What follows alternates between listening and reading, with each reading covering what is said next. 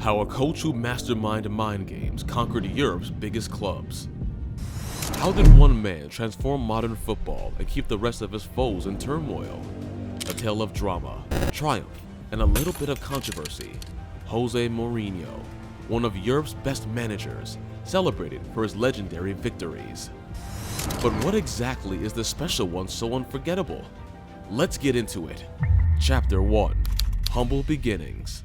Born on January 26, 1963, in Setúbal, Portugal, José Mourinho came from a football family. He was born to a professional goalkeeper and later coach, Felix Mourinho. But young José was not destined to be a great player. He played a modest career in Portugal's lower leagues and eventually became a coach.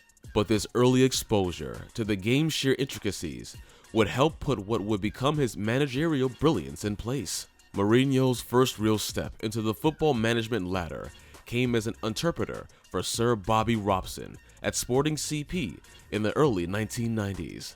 Mourinho wasn't just a translator for this role. He lapped up Robson's every word, his strategies, and his decisions.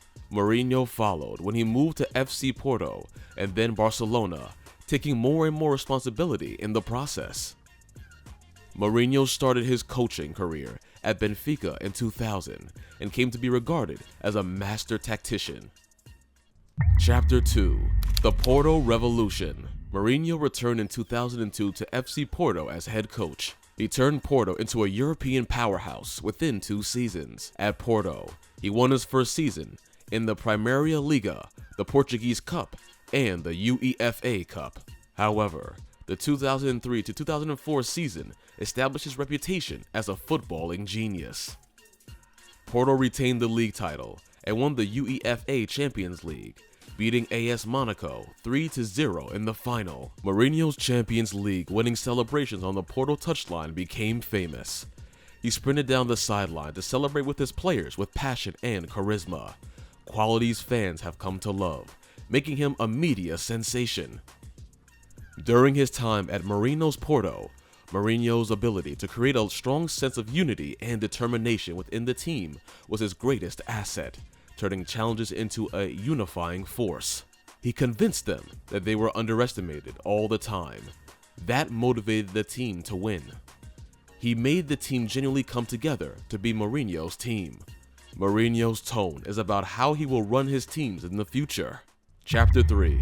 The Special One at Chelsea. Mourinho took his talents to Chelsea in 2004 when he pronounced himself as the Special One, his debut in a press conference. Roman Abramovich's financial muscle was behind the team that dominated English football for Mourinho. Chelsea won Premier League titles in 2004 to 2005 and 2005 through 2006, setting records for points and defensive solidity. Mourinho Chelsea was a well-oiled machine. Under his guidance, players such as Frank Lampard, Didier Drogba, and John Terry blossomed. Mourinho's mind games off the pitch hit new heights. Mourinho kept his rivals on edge by feuding with Arsene Wenger and downplaying Sir Alex Ferguson's achievements. Mourinho always fostered a culture in the backrooms for fierce competition and camaraderie.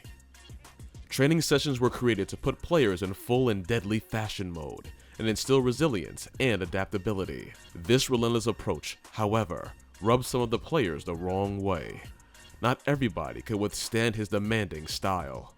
Chapter 4. Conquering Italy with Inter Milan. It was at Inter Milan in 2008 that Mourinho stopped next. In Italy, he faced a new challenge, reconstructing a team capable of competing on the European stage. True to form, he delivered. His first season at Inter saw him at the Serie A title, but the 2009 to 2010 campaign defined his legacy at the club. Inter won the Series A, Coppa Italia, and UEFA Champions League. Champions League run remains unforgettable.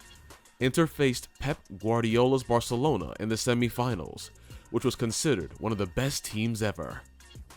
Yet, Mourinho's tactical brilliance shone in the first leg, which saw his side win 3-1, later complemented in Barcelona by a defensive masterclass, as a 3-2 aggregate win was banked despite playing a man short.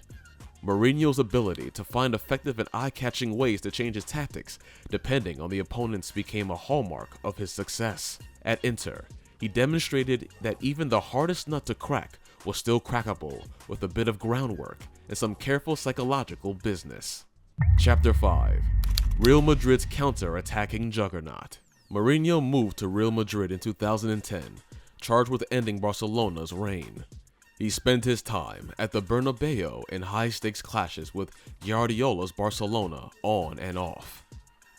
Mourinho won the Copa del Rey with Real Madrid in 2011 and the La Liga title in 2011 through 2012, setting records for points and goals during 2011 through 2012.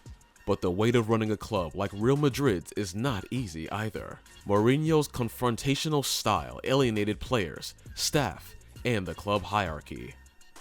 Public spats with key players, such as Iker Casillas and Sergio Ramos, led to his inevitable departure in 2013. Chapter 6. Reinventing himself. Mourinho took over at AS Roma in 2021. His first season saw him steering Roma to victory in the inaugural UEFA Europa Conference League, making him the first boss to have won all three major European competitions. Under his guidance, Roma also made the Europa League final in 2023. Mourinho used his time at Roma to mentor young players, cultivating a culture of growing and being able to withstand. He proved his relevance in the ever-changing world of football by showing how he could adapt his management style according to the environment. Chapter 7. The Mind Games Maestro. While at Manchester United, Mourinho would spring his most famous mind game. Mourinho's renowned conference following at a 3-0 loss by Tottenham Hotspur in August 2018 had been one of passion when he demanded respect from journalists. He held up 3 fingers while reminding them he had one more alone than the other 19 managers. They had 3, he had 2. Respect, respect, respect. It wasn't just a defense of his record. This was a calculated chance to rewrite the script by turning focus to his legacy as a winner rather than the team's performance.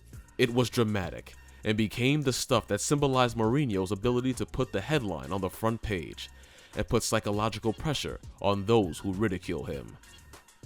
Mourinho's mind games were also played off the pitch. He created rivalries and captivated fans and inevitably attracted media speculation. Mourinho's matches with Guardiola, Wenger, and in fact, many others were rivalries that had to be watched, and they made every encounter that little bit more interesting. Chapter 8. A legacy of adaptation and excellence. His time at Roma is a new ballgame based on long-term building rather than immediate overwhelming. He has nurtured young talents and built a winning mentality so that Roma leave as a rising power in European football. This adaptability serves to remind us of that exceptional understanding of the game that makes Mourinho so perennially capable of being relevant in an always changing world. His influence goes beyond the club he is managing. His ways of doing things and his philosophies have inspired a new generation of managers to follow in his suitability for preparation, psychological strategy, and adaptability. Andre Villas-Boas is one such example. He worked under Mourinho and was taking his mentor's legacy during his managerial career. As the football world watches Mourinho's next moves, one thing is certain: his story is far from over. Let us know your thoughts in the comments section below, and remember to subscribe for more videos like this.